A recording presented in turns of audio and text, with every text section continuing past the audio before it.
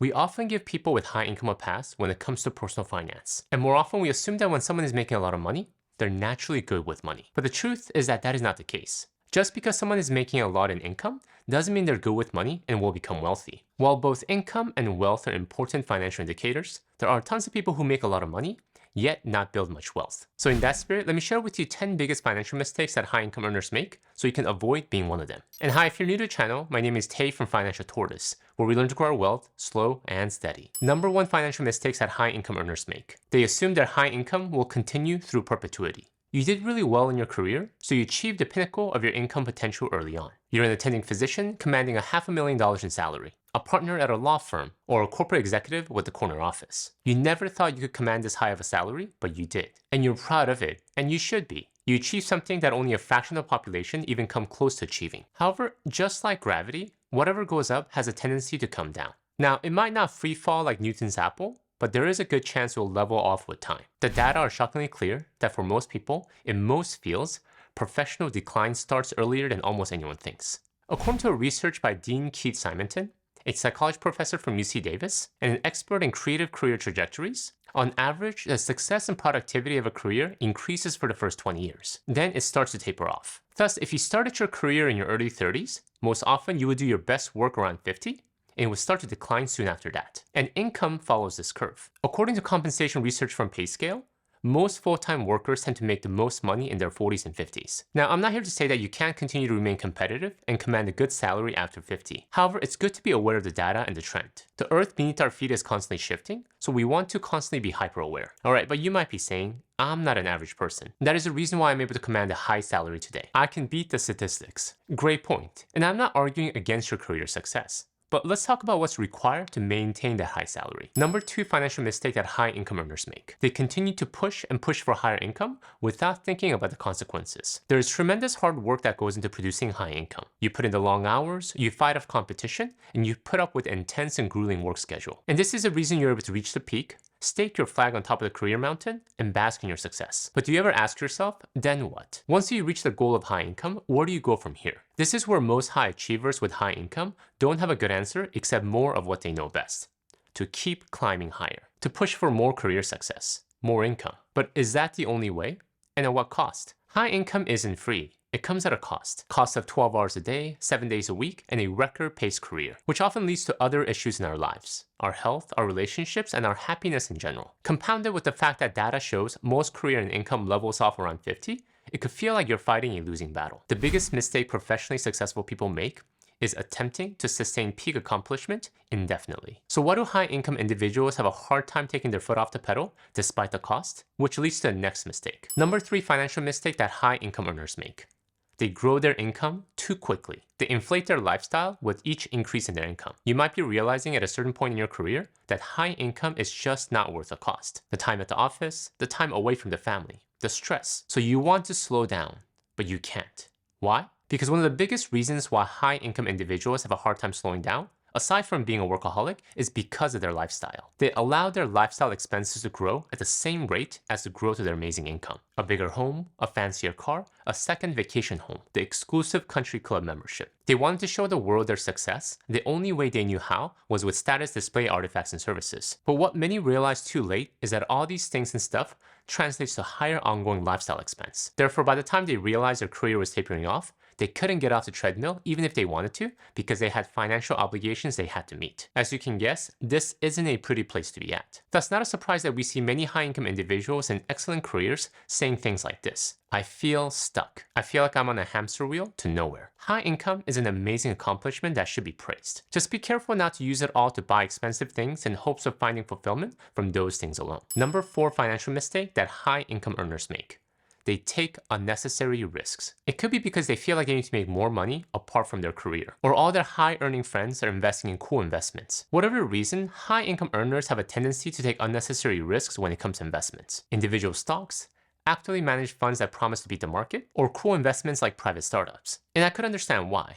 Most high earners got to where they're at by taking risks with their careers. They doubled down on themselves by getting themselves through highly selected professional schools, or they took on high-risk projects at their companies and thus made themselves indispensable. Thus, they might easily believe that they could apply the same risk template to their investments. They found career success by taking big risks, Thus, they can and should do the same thing when it comes to investing. However, just because one approach to doing things in one area of our life worked, doesn't mean we can apply the same approach to everything else. When it comes to investing risk, we need to balance enough to have a chance at growing our money, but not so much that we could lose everything we have. A quick interruption before we move on. If you haven't yet downloaded your free copy of my 10-step guide to securing your family's financial future, I highly recommend you do so today. Not only is this a great free resource for your financial journey, but you'll also be joining my email newsletter. Newsletter where you can connect with me directly, as well as be the first to know regarding any new services or products I plan on offering in the future. Please go to my website at financialtortoise.com and download your free copy today. I'll also have a link in the description below. Alright, with that said, let's get back to the video. Number 5 financial mistakes that high income earners make.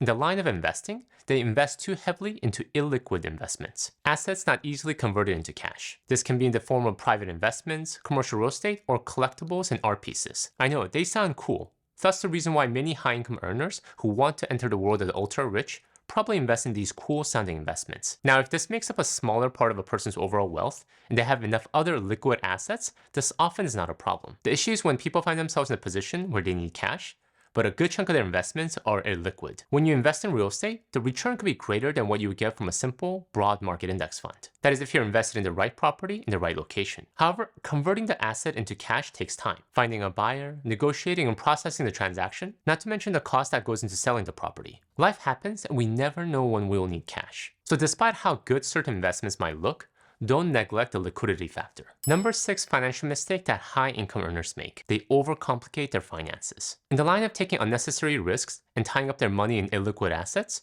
high income earners can quickly overcomplicate their finances. The financial industry loves to overcomplicate money, and Hollywood doesn't help in this regard. They always portray investing as this complicated science, and people who have a lot of money making these complicated, intricate deals. Thus, people with high income feel like they need to follow suit and spread their money around everywhere and in everything. Invest in this cool startup company, enter into a real estate syndication deal with all of their high income friends, open up investment accounts with 5 different banks because they're all courting for his or her business. And soon, they don't know where they have their money invested and get lost in all the complexity. I say this often in this channel, but money doesn't have to be complicated. The tortoise didn't beat the hare because he had a complicated plan to complete the race. No, it was actually opposite and quite simple. Keep one foot in front of the other and stay on the road. Don't get distracted and don't give up. Just keep going. High-income earners got to where they're at because they're very intelligent. So a simple solution like a single broad market index fund or a simple checking account may seem too elementary. However, don't think just because it's simple, it's ineffective. Simplicity is the ultimate sophistication. Number 7 financial mistake that high-income earners make.